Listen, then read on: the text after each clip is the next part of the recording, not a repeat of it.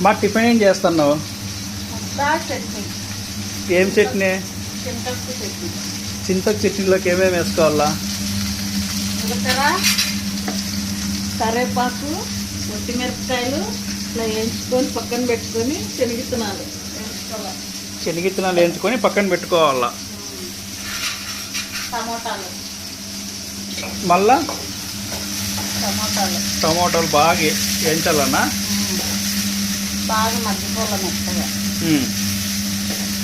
Mixie చేయాలి. తెల్లవాయి ఉల్లిగడ్డలు